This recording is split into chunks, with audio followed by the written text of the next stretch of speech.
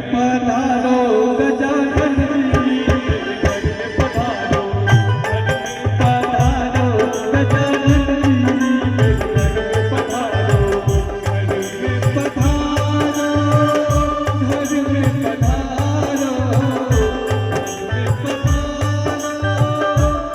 में पधारो,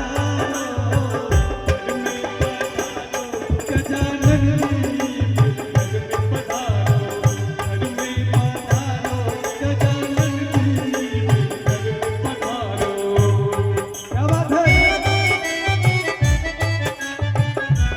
क्या बात है, क्या खूबसूरत सा माहौल जो कि आज आप लोग के क्षेत्र में हमारे तिलकोत्सव का कार्यक्रम यहाँ पे किया जा रहा है।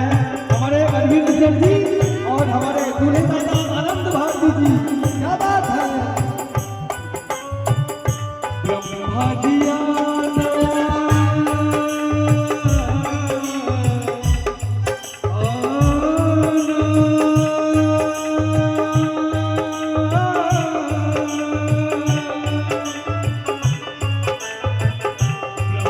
जिया